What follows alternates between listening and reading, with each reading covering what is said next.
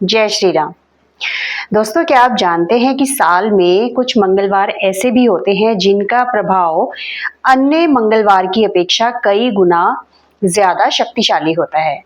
यानी ऐसा माना जाता है कि इन मंगलवार के दिन अगर हम हनुमान जी की पूजा आराधना या कुछ मैनिफेस्ट करना चाहते हैं तो वो निश्चित रूप से अगर हम पूर्ण श्रद्धा भक्ति के साथ करते हैं तो वो मैनिफेस्ट होता है।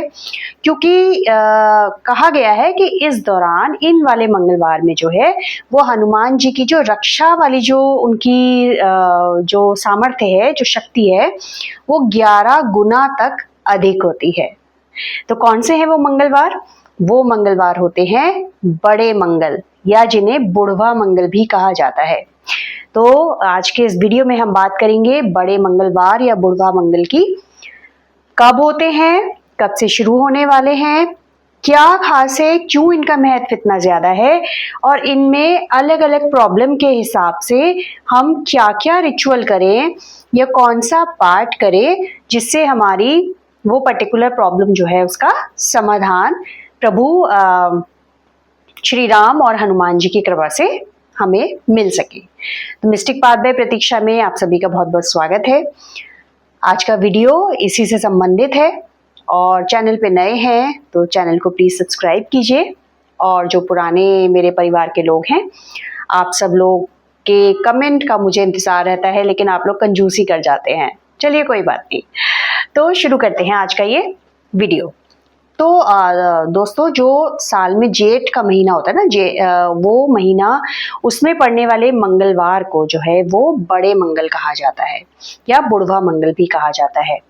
अब इस बार क्या है कि जो जेठ का महीना है वो दो महीने का इस बार जेठ का महीना रहेगा। तो ये जो बड़े मंगल हैं ये इस साल 5 मई से शुरू हो रहे हैं और 23 जून तक चलेंगे। इस साल ये इसलिए बहुत ज्यादा खास हो रहा है क्योंकि इस बार हमें 8 बड़े मंगल का सौभाग्य मिल रहा है जेठ के 2 महीने होने से। ऐसा संयोग माना जा रहा है कि 19 साल के बाद बन रहा है। तो ये तो हुई बात कि ये कब से शुरू हो रहे हैं। अब है सवाल कि ये बड़े मंगल, आखिर इन्हें बड़ा मंगल क्यों कहा जाता है और इनकी महत्ता क्या है। तो एक तो ये मान्यता है कि प्रभु श्री राम से हनुमान जी का जो पहली मुलाकात जो हुई थी वो जेठ मास के मंगलवार के दिन ही हुई थी, इसलिए इसको बड़ा मंगल माना जाता है जेठ माह के मंगलवार को। उसके अलावा स्कंद पुराण में ऐसा जो है वो उल्लेख है कि जब महाभारत काल में पांडव अज्ञातवास में थे, और हम सब ने ही सुना और देखा है कि अज्ञातवास के दौरान वो एक भीम जो थे उनको हनुमान जी एक वृद्ध रूप में मिले और उन्होंने भीम का जो है अहंकार तोड़ा था। तो क्योंकि वो बुजुर्ग अवस्था में हनुमान जी ने भीम को दर्शन दिए थे, इसलिए इसे बुढ़वा मंगल भी कहा जाता है। इसके अलावा ऐसा भी मान्यता है कि तुलसीदास जी को जो हनुमान चालीसा की जो रचना उन्होंने की उसकी प्रेरणा भी ज्येष्ठ माह के मंगलवार के दिन ही उनको मिली थी, इसकी प्रेरणा। और एक और महत्वपूर्ण बात इस मंगलवार से जुड़ी है, जेठ मास के मंगलवार से, वो ये है कि ये भी माना गया है कि जो राम सेतु, जो वानर सेना ने लंका पहुंचने के लिए राम सेतु का निर्माण किया था सागर में, वो राम सेतु के निर्माण की शुरुआत भी जेठ महीने के मंगलवार के दिन ही हुई थी। तो इतने सारे कारण हैं इस मंगलवार को बड़ा मंगलवार कहे जाने के। और बुढ़वा मंगलवार मैंने आपको बताया क्योंकि वृद्ध रूप में हनुमान जी ने भीम जी को दर्शन दिए थे। तो ये हो गई इसके महत्व की बात। अब जो है सवाल है कि फिर हम इसमें क्या करें, क्या किया जा सकता है। तो इस दिन इस पूरे महीने के जो मंगल आते हैं उनमें कुछ विशेष रिचुअल करके कुछ विशेष पाठ करके आप अपनी समस्या के अनुसार मैं यहाँ पे बताऊंगी, आप उसके अनुसार ये रिचुअल करेंगे और ये पूरे 8 मंगल अगर आप कर लें तो बहुत ही अच्छा है। अगर नहीं हो पा रहा तो कम से कम 4 मंगल 5 मंगल जितना आप कर सकते हैं उतना तो कर ही लीजिए। तो ऐसे भी अगर आपकी कोई इस तरीके की ईश्वर की कृपा से कोई जीवन में ऐसा कोई परेशानी नहीं है तो भी अच्छा रहेगा कि आप ये 8 मंगलवार जो हैं सुबह स्नान करके हनुमान जी के मंदिर जाएं, वहाँ उन्हें गुड़, चना, केला या जो भी आपका भोग में आप देना चाहें उन्हें अर्पित करें, उनके आगे हाथ जोड़े, पूजा करें, हनुमान चालीसा का पाठ करें। इतना तो कर ही जा सकता है। अब आ जाते हैं कि क्या क्या करने से इस दिन आपकी कौन कौन से एरिया जो प्रॉब्लम है वो जो है वो उनका समाधान आपको मिल सकता है। तो अगर आप जो हैं ये 8 के 8 मंगल पहले मंगलवार के दिन संकल्प लेंगे, एक लोटे में कलश में जल लीजिए और थोड़े अक्षत लीजिए हाथ में और जो भी आपकी समस्या है, आपकी मनोकामना है, श्री राम का नाम लीजिए, पहले जाप कीजिए राम नाम का। उसके बाद हनुमान जी से प्रार्थना कीजिए कि मैं ये संकल्प लेके 8 मंगलवार का संकल्प लेके मैं ये पाठ जो है वो शुरू कर रही हूँ या कर रहा हूँ। जो भी पाठ अभी मैं आगे बताऊंगी, हनुमान चालीसा है या संकट मोचन है या आपका ये बजरंग बाण है या हनुमान बाहुक है, तो जो भी पाठ आप करेंगे कि मैं ये कर रही हूँ या कर रहा हूँ और प्रभु आप मेरी इस समस्या का समाधान जो है वो मुझे प्रदान कर दीजिए, मैं अब आपके आगे मैं सरेंडर कर रही हूँ या कर रहा हूँ। ठीक है। और जब हम दिया तो जलाएंगे ही, चमेली के तेल का दिया जरूर जलाइए भगवान के सामने। और संभव हो तो किसी मंगलवार आप मंदिर में जाके चोला भी चढ़ा सकते हैं हनुमान जी को। तो ये हुई बात कैसे हमें करना है। और जिस दिन फाइनल आपका ये पूरा हो रहा होगा, 8 का आपने संकल्प लिया है या 5 का लिया है या 7 का लिया है, उस मंगलवार को आप मंदिर में जाके प्रसाद चढ़ाइए। केले जो हैं वो हनुमान जी को अर्पित करके गरीबों में केले बांटिए, उसका प्रसाद बांटिए और प्रभु श्री राम का नाम लीजिए और उन्हें धन्यवाद कीजिए। ये तो हुआ तरीका। अब आ जाते हैं किस पाठ से हमें, किस समस्या के लिए हमें कौन सा पाठ हमें करना चाहिए। तो देखिए, इन जनरल हनुमान चालीसा तो बहुत ही अच्छा माना गया है, श्रेष्ठ माना गया है।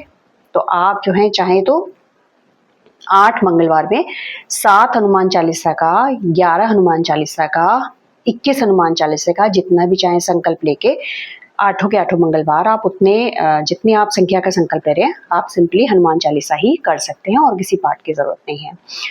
लेकिन हनुमान चालीसा करने से पहले भगवान राम का नाम जरूर लीजिएगा और हनुमान चालीसा समापन होने पे हर मंगलवार को हनुमान जी और राम जी का नाम जाप जरूर करना होगा। बिना राम के हनुमान जी नहीं मिलते हैं। तो पहले आप उनके जो प्रभु हैं, उनके इष्ट हैं, उनको ही पूजेंगे, उसके बाद आप हनुमान जी की शरण में जाएंगे। ये तो हुआ हनुमान चालीसा का। 3 भी कर सकते हैं, 7 भी कर सकते हैं, 11 भी कर सकते हैं, 21 भी कर सकते हैं, 51 कर सकते हैं, 108 कर सकते हैं। मैंने खुद ने 108 हनुमान चालीसा का पाठ किया था इन्हीं बड़े मंगलवार में। तो टाइम लगता है, 4 घंटे करीब लगे थे।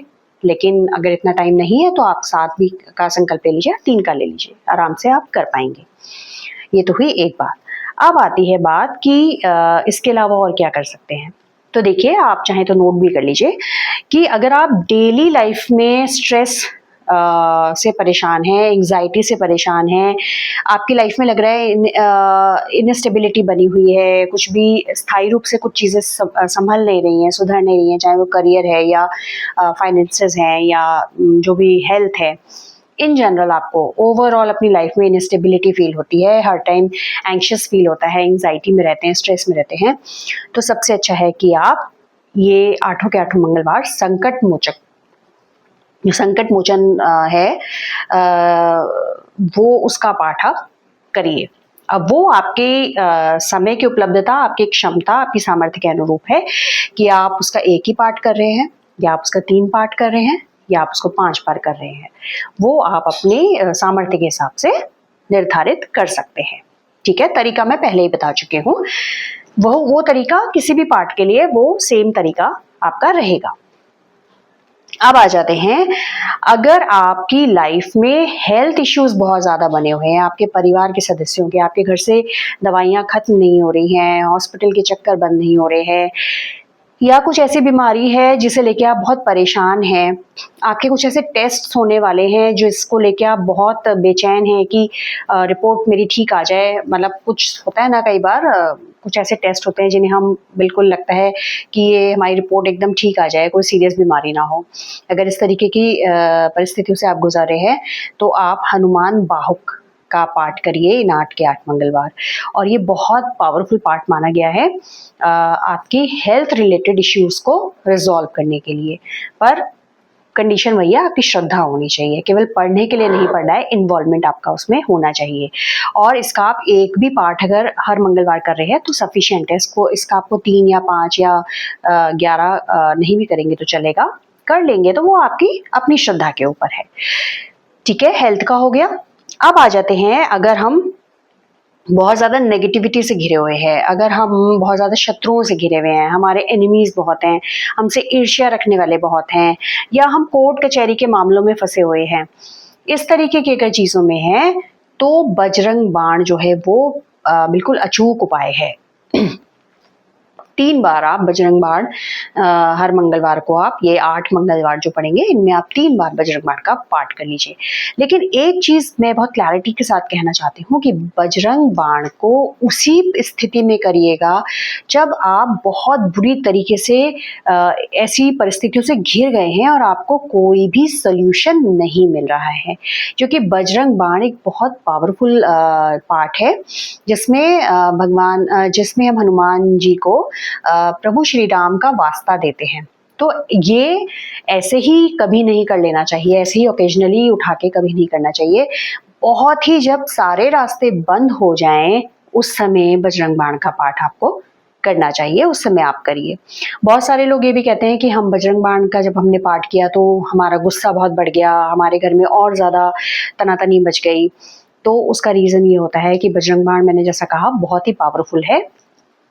और अगर हमारे घर में नेगेटिव चीज़ें ज़्यादा हैं, नेगेटिव ऑरा है, नेगेटिव वाइब्रेशंस हैं, तो वो जो शक्ति एक्टिवेट होती है ना, वो उस नेगेटिव ऑरा, नेगेटिव चीज़ों पे जो है अपना इम्पैक्ट डालती है, जिससे वो चीज़ें आपस में एक खिंचाव और एक इंटेंसिटी उनकी बढ़ जाती है। तो उसके लिए आप क्या करिए, आप बजरंग बाण का जब पाठ शुरू में करेंगे तो आप अपने हाथ में ना 3 लौंग ले लीजिए और उसे मुट्ठी में बंद करके ना और बजरंग बाण का पाठ कीजिए, और उसके बाद जब वो पाठ कर ले तो उसको कपूर के साथ उस लौंग को जला दीजिए। तो जो भी लौंग जो है वो एब्जॉर्ब कर लेती है नेगेटिविटी को, आपकी जो नेगेटिविटी है वो लौंग में आ गई और वो कपूर के साथ जल गई, तो वो नेगेटिविटी धीरे धीरे जब आपकी खत्म होने लगेगी तो अपने आप बजरंग बाण का इम्पैक्ट जो है वो आपको फील होना शुरू हो जाएगा। लेकिन याद रखिए, बजरंग बाण विशेष परिस्थिति में ही किया जाए तभी सही रहता है, उसे अनावश्यक रूप से नहीं करना चाहिए। ये हो गया। इसके बाद हम आ जाते हैं कि अगर आप को लग रहा है कि आपके कुछ कार्मिक ब्लॉक्स हैं या आपके कुछ कार्मिक क्लियरेंस अभी बाकी हैं, कुछ आपको लगता है ना कि मेरे कर्मों का फल मिल रहा है, मेरे कर्म का आपको समझ ही नहीं आता कि ऐसा क्यों हो रहा है मेरे साथ, तो आप सुंदरकांड का पाठ कर सकते हैं इन 8 मंगलवार में। एक बार ही बहुत है, सुंदरकांड का पाठ कीजिए, उससे कार्मिक जो आपके क्लियरेंस है वो होती है, आपकी स्थिरता आती है, घर में सुख शांति बनती है। अगर घर के लोगों में हार्मनी नहीं है तो वो धीरे धीरे हार्मनी भी डेवलप होने लगती है। तब आप सुंदरकांड का पाठ कर सकते हैं। सुंदरकांड का पाठ ऐसे भी पूरे परिवार के लिए, पूरे घर के लिए बहुत अच्छा है, तो आप सुंदरकांड कर सकते हैं। अगर आप चाहते हैं कि एक जो है वो पॉजिटिव शील्ड आपके और आपके परिवार पर बन जाए, आपके घर पे बन जाए, एक प्रोटेक्टिव शील्ड हो कि किसी भी तरीके की चीज़ों का असर आप पे नहीं हो, किसी की नेगेटिव थॉट्स का, किसी के नेगेटिव ऑरा का, या कुछ भी ऐसे नेगेटिव आपके परिवार पर, आपके घर पे असर ना हो, तो आप फिर राम रक्षा स्तोत्र का पाठ कर सकते हैं ये हनुमान जी को बहुत प्रिय है और इसे जो लोग करते हैं तो जैसा नाम में ही है राम रक्षा स्तोत्र कि वो एक रक्षा आवरण आपके चारों ओर बन जाता है। उसके बाद कोई कितना भी बुरा करने की कोशिश करता है, आप एक प्रोटेक्टेड शील्ड में रहते हैं। ये हुई बात किस समस्या के लिए क्या चीज हम कर सकते हैं।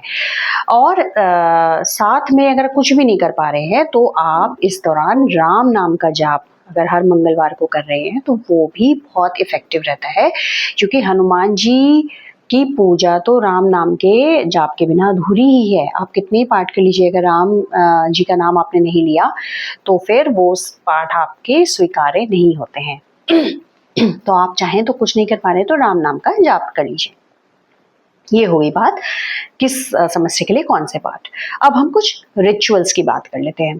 तो रिचुअल्स जैसे अगर आपकी जो है करियर में लेके करियर में कुछ प्रॉब्लम्स ऑब्स्टिकल आपके यहाँ लग रहा है रुकावटें आ रही हैं, फाइनेंसेस में रुकावटें आ रही हैं, तो आप इन 8 मंगलवार में क्या करिए, आप जो है हनुमान जी के मंदिर में जाइए और पान के पत्ते लीजिए 9-11 जितने आप कर सकते हैं, और लाल जो चंदन होता है उससे उस पर हर पत्ते पर राम लिखिए और मौली या कलावा से उसकी एक माला बना लीजिए और वो हनुमान जी को जाके चढ़ा दीजिए और अपनी जो समस्या है वो उनको बोल कर आइए।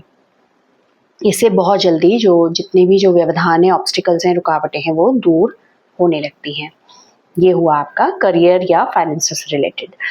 अब अगर आपको अपने घर से अपने घर के ऑरा को ठीक रखना है, अपने घर को नज़र टोक से बचाना है, अगर आपको सब कुछ पॉजिटिव रखना चाहते हैं तो आप मंदिर जाइए, पंडित जी से कहिए कि वो हनुमान जी के राइट शोल्डर से थोड़ा सा जो सिंदूर होता है वो किसी कागज पर आपको निकाल कर दे दें। उस सिंदूर को घर लाइए और अपने घर की चौखट पे बाहर की तरफ दोनों तरफ एक एक स्वास्तिक उस सिंदूर से बना दीजिए।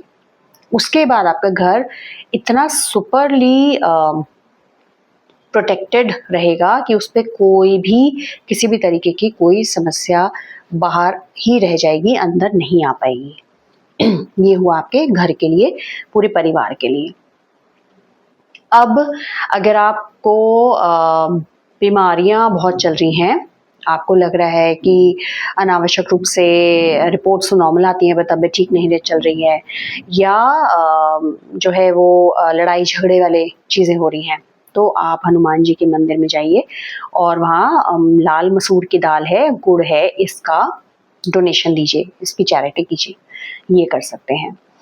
अगर किसी की मैरिज में डिलेज हो रहे हैं या रिलेशनशिप में प्रॉब्लम चल रही है, बहुत ज़्यादा जो है क्लैशेस हैं, डिफरेंसेस हैं, तब आपको क्या करना है, आप पान का पत्ता लीजिए, उस पर राम लिखिए और एक लाल गुलाब का फूल लीजिए और साथ ही जो है इसको और मौली जो कलावा होता है वो लीजिए और ये जो है हनुमान जी को अर्पित करिए मंदिर में जाके, उनके चरणों में लीजिए कि हमारे बीच में सब अच्छा हो जाए, हमारा जो रिश्ता है वो पहले की तरह सौहार्दपूर्ण हो और मजबूत हो। या मैरिज में डिले हो रहे हैं तो उसके लिए भी आप प्रार्थना कर सकते हैं वहां जाके। तो आपकी जो ये वाले ऑब्स्टिकल्स हैं रिलेशनशिप वाले, ये भी इस रिचुअल से दूर हो सकते हैं, होते हैं। अब बहुत सारे लोग कहेंगे कि हनुमान जी तो ब्रह्मचारी थे, तो शादी के लिए हम हनुमान जी के पास क्यों जाएंगे। तो बात यहाँ ये नहीं है कि वो ब्रह्मचारी थे। हनुमान जी ने सीता जी और राम जी का मिलन करवाया था, मतलब वो उनकी खोज में गए, उनका संदेश उनको दिया, उनका संदेश उनको दिया और उसके बाद एक महत्वपूर्ण भूमिका पूरे उस प्रोसेस में लगाई जब राम जी लंका तक पहुंचे, सीता माँ के पास पहुंचे। तो यहाँ इसका इस बात से मतलब नहीं है कि वो ब्रह्मचारी हैं या ब्रह्मचर्य का पालन करते हैं, वो उस रिश्तों में हार्मनी लाने वाले देवता भी माने जाते हैं। तो इसलिए इस अगर ऐसा आपके तर्क दिमाग में आ रहा है तो उसका ये जवाब है। ठीक है, तो ये हो गई आपकी रिचुअल्स की बातें।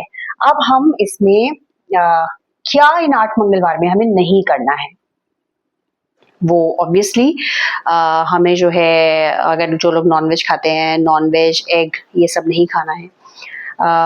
जो लोग ड्रिंक करते हैं, इन मंगलवार में नहीं करना चाहिए। जितना हो सके सात्विक भोजन करिए, सात्विक रहिए। उस दिन कोशिश कीजिए कि लोगों से टकराव से बचें।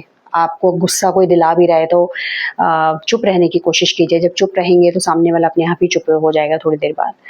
और किसी को कोशिश ये करनी है कि जानते हुए कभी किसी को हम नुकसान ना पहुँचाएँ, किसी के लिए कोई बुरा ना सोचें, किसी के लिए कुछ साजिश ना करें। नेगेटिव ना सोचें, नेगेटिव ना बोलें, ना अपने लिए ना किसी और के लिए।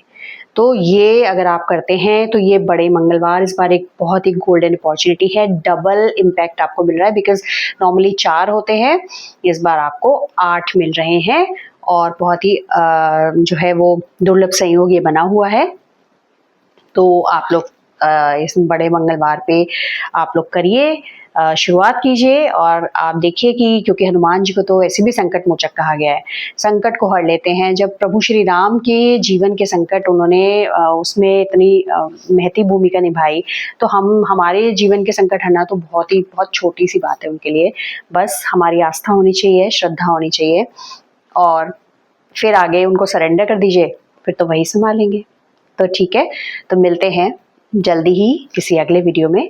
और अभी जो आगे वीडियो है वो कुछ दिन के गैप के बाद आएंगे, क्योंकि जैसे मैंने आपको बताया है कि मैं एक सर्जरी के प्रोसीजर से गुजरने वाली हूँ।